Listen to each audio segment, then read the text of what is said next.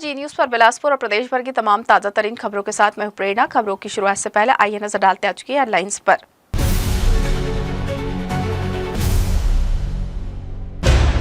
धान खरीदी और दुर्ग के समोदा में अवैध अफीम खेती को लेकर विधानसभा में जोरदार हंगामा। विपक्ष के तीखे आरोपों पर सरकार ने कार्रवाई और सख्ती का दिया जवाब। बिलासपुर में अवैध रेत उत्खनन पर फिर उठे सवाल। घाटों पर सक्रिय माफिया की चर्चा के बीच छत्तीसगढ़ में रेत मुफ्त करने की मांग भी तेज। चकरभाटा में होटल सेवा इन की छत पर चल रहे अवैध हुक्का बार पर पुलिस की रेड, आरोपी गिरफ्तार, 55,000 के हुक्का उपकरण जब्त। और बिल्हा ब्लॉक के नकपुरा गांव में 2 पानी टंकियों के बावजूद पेयजल संकट गहराया। अधूरी पाइपलाइन और जर्जर टंकी से ग्रामीण परेशान। तो ये थी हेडलाइंस और अब खबरें विस्तार से। छत्तीसगढ़ विधानसभा में सोमवार को धान खरीदी और दुर्ग जिले में सामने आए अफीम खेती के मामले को लेकर जोरदार हंगामा हुआ। कांग्रेस विधायक कवासी लखमा ने बस्तर संभाग में किसानों की धान खरीदी नहीं होने का मुद्दा उठाते हुए कहा कि आदिवासी किसान धान नहीं बिकने के कारण केसीसी लोन तक नहीं चुका पा रहे हैं। उन्होंने आरोप लगाया कि मजबूरी में बस्तर के किसान दूसरे राज्यों में जाकर धान बेच रहे हैं। इस पर खाद्य मंत्री दयाल दास बघेल ने जवाब देते हुए कहा कि राज्य सरकार सभी किसानों का धान खरीदती है। उन्होंने कहा कि यदि किसान खरीदी केंद्रों में धान लेकर नहीं पहुंचते तो खरीदी कैसी होगी।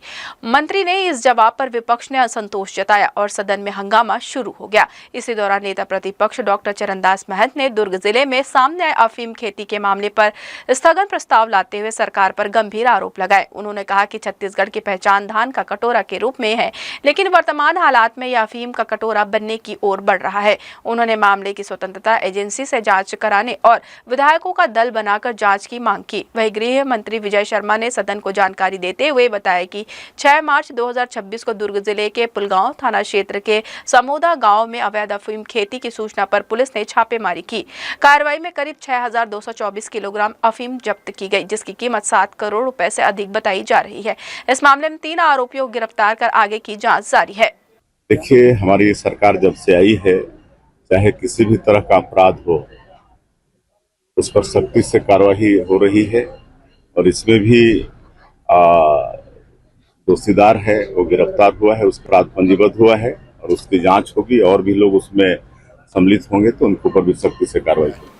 पुलिस के मुखबिरों के द्वारा पुलिस को सूचना मिली और पुलिस ने पूरी कार्यवाही की। आपके माध्यम से मैं बड़ी स्पष्टता से इस बात को भी कहना चाहता हूं कि 7 तारीख को जब पुलिस ने वहां पर अंतिम कार्यवाही के लिए पुलिस पहुंची, 6 तारीख के शाम के बाद जगह को संरक्षित करके 7 तारीख को जब पुलिस पहुंची वहां पर, तो न्यायिक मजिस्ट्रेट प्रथम श्रेणी भी साथ में थी, एफएसएल की टीम थी, एनसीबी की टीम थी, राजस्व की टीम थी। सारे लोगों ने जाकर के एक साथ वहां कार्यवाही की और एक साथ ही वो जितने उपलब्ध लोग थे सबको गिरफ्तार किया गया। भाजपा के कार्यकर्ता का विषय आता है, भाजपा का कार्यकर्ता होगा है तो उसको डबल सजा होनी चाहिए, उस पर और सख्ती से कार्रवाई होनी चाहिए। ये भाव लेकर के हम काम करते हैं, इसमें कहीं कोई संशय नहीं है। उसका निलंबन भी हो चुका है, उस पर सख्ती से कार्रवाई भी हो चुकी है, वह जेल भी जा चुका है।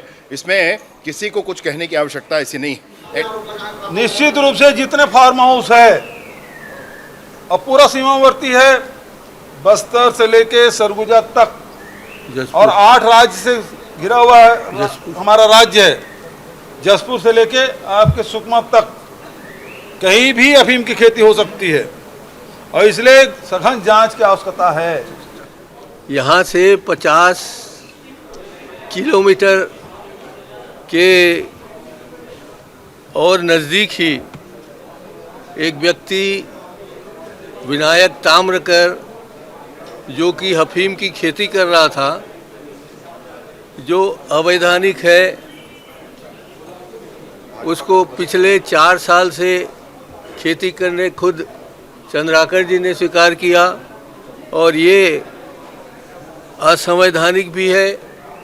इसका मतलब ये है कि प्रशासन के सहयोग से, प्रशासन के इच्छा से और प्रशासन के जानकारी में वहाँ खेती हो रही थी और जानबूझकर के सरकार इस खेती को बढ़ावा देना चाहती है, ऐसा हमारा आरोप है। दुर्ग जिले के समोदा में कथित अवैध अफीम की खेती का मामला अब राजनीतिक तूल पकड़ता जा रहा है। सोमवार को विधानसभा में इस मुद्दे पर विपक्ष के स्थगन प्रस्ताव के बाद सत्ता पक्ष और विपक्ष के बीच तीखी बहस देखने को मिली। कांग्रेस नेताओं ने सरकार पर गंभीर आरोप लगाए, वहीं सरकार ने सख्त कार्रवाई का दावा करते हुए विपक्ष के आरोपों को निराधार बताया। नेता प्रतिपक्ष चरणदास महंत ने सरकार पर आरोप लगाते हुए कहा कि समोदा में अवैध अफीम की खेती विनायक ताम्रकार द्वारा की जा रही थी और यह प्रशासन के संरक्षण में हो रहा था। उन्होंने तंज कसते हुए कहा कि धान की खेती करने वाले किसानों को सरकार ने खून के आंसू रुलाया है और अब छत्तीसगढ़ को अफीम और गांजा की खेती की ओर मोड़ा जा रहा है। उन्होंने इस पूरे मामले की सीबीआई जांच की मांग भी उठाई। पूर्व मुख्यमंत्री भूपेश बघेल ने भी सरकार को घेरते हुए कहा कि इस मामले की जानकारी पुलिस प्रशासन को कांग्रेस के एक सरपंच ने दी थी, लेकिन एफआईआर में मुख्य आरोपी के बजाय नौकरों के नाम शामिल किए गए हैं। उन्होंने आरोप लगाया कि खेत में फेंसिंग, बाउंसर और सीसीटीवी कैमरे लगे हुए थे और करीब 10 एकड़ जमीन में अफीम की खेती की जा रही थी।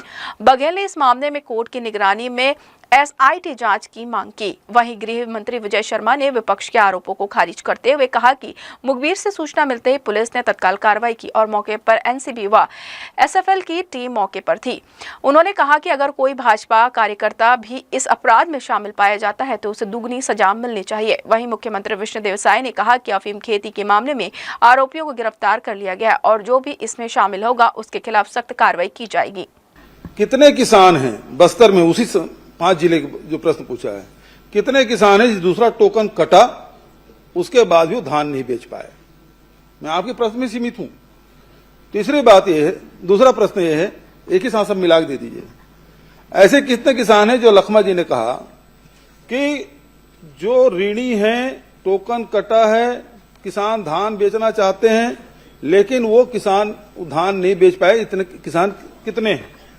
तीसरा प्रश्न इसी में एक साथ मिला दे दीजिएगा। तीसरा प्रश्न ये है, जो ऋणी किसान हैं, मुख्यमंत्री जी ने बड़ी उदारता पूर्वक 2 दिन बढ़ाया था, 5 और 6 तारीख को, उसके बाद भी किसान धान नहीं बेच पाए। तो जो किसान ऋणी हैं उन किसानों का धान ये सरकार खरीदेगी क्या, और नहीं है तो उनका कर्जा माफ करेगी क्या? ये प्रश्न है, इतना उत्तर दे दीजिए। पहला क्वेश्चन था, उसी प्रकार का फिर मेरा भी क्वेश्चन है। वो बस्तर संभाग का था, मेरा 5 जिला का था। स्वयं इसी प्रकार जो क्वेश्चन उत्तर दिए दोनों का मिला जुला, मैं आपसे माध्यम से मंत्री जी से जानना चाहता हूं। बस्तर आदिवासी जिला है, आदिवासी छत्तीसगढ़ में मुख्यमंत्री है। हमारे इतना आदिवासी लोगों का दान खरीदी क्यों नहीं हुआ? पंजीयन होने के बाद क्यों उन लोगों का दान खरीदी नहीं हुआ? पहला क्वेश्चन है। और आपके बाद दूसरा क्वेश्चन तो पूछ ही लूंगा, लेकिन अध्यक्ष जी कर्जा लिए थे, लोग केसीसी लोन लिए थे, बेटी का शादी करना है, विवाह करना है, ये घर बना रहे हैं, वो कुछ से वो नहीं पा रहा है दान खरीदी नहीं होने के कारण। इसलिए मैं पहले मंत्री जी से ही जानना चाहता हूं कि 5 जिला में 32,200 चिल्लर किसान का दान खरीदी क्यों नहीं किया, वो बताए। छत्तीसगढ़ के बिलासपुर जिले में फूड पॉइजनिंग का मामला सामने आने के बाद स्वास्थ्य विभाग में हड़कंप मच गया और तत्काल टीम मौके पर पहुंचकर इलाज शुरू किया। दरअसल पचपेड़ी तहसील के ग्राम मुकुंदपुर में शादी समारोह का भोजन खाने के बाद करीब 35 से 40 लोग बीमार पड़ गए। सभी को पेट दर्द, उल्टी और दस्त की शिकायत होने लगी, जिसके बाद गाँव में हड़कंप मच गया। ग्राम मुकुंदपुर निवासी मंगलूराम पैकरा के यहाँ 7 मार्च को शादी का कार्यक्रम आयोजित किया गया था। समारोह में गाँव के लोगों और मेहमानों के लिए दोपहर में भोजन की व्यवस्था की गई थी। बताया जा रहा है कि दोपहर का बचा हुआ खाना रात में घर के सदस्यों और मेहमानों ने खाया। इसके बाद अगले दिन सुबह करीब 7 से 8 बजे के बीच कई लोगों की तबीयत अचानक बिगड़ने लगी। देखते ही देखते करीब 40 लोग फूड पॉइजनिंग की चपेट में आ गए। सूचना मिलने पर स्वास्थ्य विभाग की 5 सदस्यीय टीम गांव पहुंची और बीमार लोगों का प्राथमिक उपचार शुरू किया। गंभीर मरीजों को 108 एम्बुलेंस और निजी वाहनों की मदद से सामुदायिक स्वास्थ्य केंद्र मस्तूरी और पामगढ़ में भर्ती कराया गया। फिलहाल 26 मरीज मस्तूरी और 9 मरीज पामगढ़ अस्पताल में उपचाराधीन है, जबकि 1 मरीज निजी अस्पताल में भर्ती है। स्वास्थ्य विभाग की टीम गांव में लगातार निगरानी कर रही है और स्थिति फिलहाल सामान्य बताई जा रही है। 7 तारीख को मुकुंदपुर पे शादी का समारोह था, जिसमें लोगों ने भोजन सुबह जितने मेहमान आए थे सबने भोजन किया था, पर जो घर के 30-35 लोग थे जिन्होंने वही बासा खाना रात्रि को खा लिया था, जिसके कारण उनका सुबह से तबीयत खराब होना शुरू हुआ। जैसे ही मुझे सूचना मिली तो मैंने वहाँ पे टीम लगाई और जितने प्रभावित लोग थे उनको मैंने 108 और सरपंच के थ्रू मस्तूरी अस्पताल भेजा गया, जहाँ पे उनका उपचार किया गया।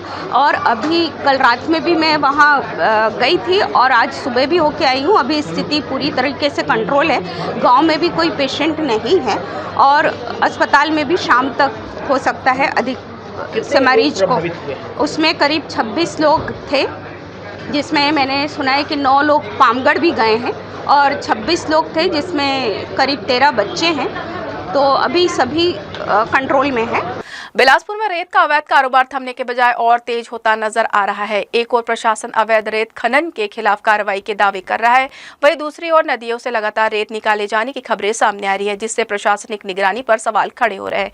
प्रतिबंध के बावजूद जिले के कई नदी घाटों से अवैध उत्खनन जारी होने की बात सामने आ रही है। हाल ही में प्रशासन की कार्रवाई के दौरान कई ट्रैक्टरों को पकड़ा गया और अवैध रूप से भंडारित रेत भी जब्त किए गए। इसके बावजूद रात के अंधेरे में रेत माफिया के सक्रिय होने की चर्चा है। स्थानीय लोगों का कहना है कि देर रात ट्रैक्टर और अन्य वाहनों के जरिए घाटों से लगातार रेत की निकासी की जा रही है। इस मामले को लेकर अब जनप्रतिनिधियों ने भी सवाल उठाने शुरू कर दिया है। शहर के पूर्व महापौर रामशरण यादव का कहना है कि उत्तर प्रदेश में योगी सरकार के दौरान जिस तरह नदियों से रेत को मुक्त किया गया था, उसी तरह की व्यवस्था छत्तीसगढ़ में भी लागू की जानी चाहिए।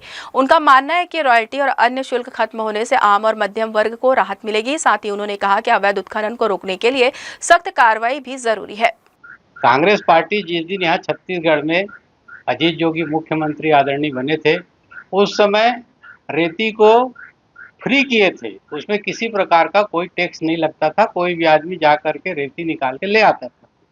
मेरा मानना ये है, चूँकि यह हर वो आम नागरिक का उपयोगी वस्तु है, इसलिए इसको टैक्स फ्री करना चाहिए, रॉयल्टी फ्री करना चाहिए। इसमें किसी प्रकार का कोई ठेका प्रथा नहीं होना चाहिए। और जहाँ तक के अवैध उत्खनन है, आज भी हो रहा है, कल भी हो रहा है और कल भी होगा। पहले भी होता था, आज भी हो रहा है और कल भी होगा। इसको कोई नहीं रोक पाएगा, क्योंकि जो गाड़ियां हैं वो 24 घंटा चलती है और हमारे अधिकारी लोग टोकन जा करके वहां पर फोटो खींच के आ जाते हैं, 2-4 को चालान करते हैं, 4 दिन बाद छूट जाता है। ज़्यादा बेहतर ये होगा कि इस प्रदेश में रेती को फ्री कर देना चाहिए। इसमें किसी प्रकार का कोई रॉयल्टी नहीं होना चाहिए, कोई ठेका नहीं देना चाहिए, जिससे कि हमारा जो कमज़ोर वर्ग के लोग हैं, मध्यम वर्ग के लोग हैं, जो लोग अपना मकान का सपना देखते हैं, उन लोगों को सस्ते दर पर मकान बन सके। ऐसा मेरा आपके चैनल से सरकार से निवेदन भी है और आग्रह भी है। शहर में बढ़ते ट्रैफिक दबाव और जाम की समस्या से राहत दिलाने के लिए राज्य सरकार ने बजट में एक बड़ा फ्लाईओवर प्रोजेक्ट स्वीकृत किया है। इसके तहत राजीव गांधी चौक से महामाया चौक तक करीब 2.8 किलोमीटर लंबा वाई शेप फ्लाईओवर बनाया जाएगा। इस महत्वाकांक्षी परियोजना के लिए फिलहाल 15 करोड़ रुपए की प्रारंभिक राशि स्वीकृत की गई है, जबकि इसकी अनुमानित लागत करीब 300 करोड़ रुपए बताई जा रही है। प्रस्तावित फ्लाईओवर शहर के बीचों बीच स्थित इंदिरा सेतु ब्रिज के ऊपर से एलिवेटेड रूप में गुजरेगा और आगे 3 अलग अलग दिशाओं में विभाजित होगा। इसके बनने से रायपुर रोड, सरिचुरी और रतनपुर मार्ग की ओर जाने वाले वाहनों को बड़ी राहत मिलने की उम्मीद है। साथ ही प्रमुख चौक चौराहों पर लगने वाले ट्रैफिक जाम की समस्या भी काफी हद तक कम हो सकेगी। स्मार्ट सिटी द्वारा वर्ष 2023 में कराए गए ट्रैफिक सर्वे में भी इस फ्लाईओवर की जरूरत बताई गई थी। हालांकि इस परियोजना को लेकर शहर की राजनीति भी गर्मा गई है। कांग्रेस नेताओं का कहना है कि 300 करोड़ की योजना में केवल 15 करोड़ रुपए देना ऊंट के मुंह में जीरा जैसा है, जबकि भाजपा नेताओं का दावा है कि ये राशि काम शुरू करने के लिए दी गई है और आगे चरणबद्ध तरीके से पूरा बजट उपलब्ध कराया जाएगा। ऐसे में फ्लाईओवर प्रोजेक्ट अब विकास के साथ साथ सियासी बहस का मुद्दा भी बन गया है। इसमें जैसा मैं आपको बताना चाहूँगा कि चूँकि ये बहुत ही इसेंशियल चीज़ है जी, इसमें हमारे लीगल वैध जो घाट हैं वो स्वीकृत हैं। इसके बावजूद भी कुछ लोग इलीगल तरीके से कई जगह से उठाने की कोशिश करते हैं। हम उन पे लगातार कार्रवाई करते हैं। जैसी कोई सूचना मिलती है तो हम लोग उस पर कार्रवाई करते हैं या हमारी टीम जाती है तो भी कार्रवाई करते हैं। बिलासपुर ज़िले में काफ़ी बड़ी मात्रा में हम लोगों ने इसमें कार्रवाई की है। एक दिन में हम लोगों ने 66 जगह एक साथ कार्रवाई की है और उसमें FIR भी दर्ज कराए हैं। तो मुझे लग रहा है कि लगातार इस तरह की कार्रवाई करने से जो ऐसे लोग जो इलीगल करना चाहते हैं वो थोड़े हतोत्साहित होते हैं। देखिए, ये जो बजट है ये अडानी और अंबानी का बजट है। ये जितनी सड़कें बनने के पैसे दिए गए हैं सिर्फ रायपुर को दिए गए हैं। मुंह छुपाने के लिए ये फ्लाईओवर का हमको जो दिया गया है 15 करोड़ में तो 2 पाया नहीं आएगा भाई साहब, 2 पाया नहीं होगा, नारियल नहीं फूटेगा। आज अभी जो ये सकरी में जो कार्यक्रम निरस्त हुआ उसमें 4-5 लाख रुपए तो टेंट और उसके लग गए। तो ये 350 का करोड़ का होगा तो उसमें 1 करोड़ का तो उद्घाटन में लगेगा। ये दुर्भाग्यजनक है। बिलासपुर के साथ छलावा है और OP चौधरी जी पढ़ा लिखा व्यक्ति, उससे बड़ी उम्मीद थी, लेकिन अडानी अंबानी के दिए हुए बजट को वो पढ़े हैं, ऐसा लगता है। जिस प्रकार से हमारे रोड सीमित है और जनसंख्या बढ़ती जा रही है, वाहनों की संख्या भी बढ़ती जा रही है, उसी तर्ज पर राज्य सरकार ने मंशा बनाया है कि फ्लाईओवर से सभी रोडों को जोड़ा जाए और आवाजाही का साधन बढ़ाया जाए, जिससे ट्रैफिक सिस्टम में सुधार हो। उसकी देन है कि जो राजीव गांधी चौक से फ्लाईओवर की शुरुआत करने का है, जिसमें 15 करोड़ रुपया भी आया। ये शुरुआती राशि है। ये जब काम प्रारंभ होंगे फिर से पुनः राज्य सरकार पैसे देंगे। बुलेटिन में खबरें अभी और भी है, वक्त तो चला एक छोटे से ब्रेक का। हम लौटेंगे जल्द इस छोटे से ब्रेक के बाद।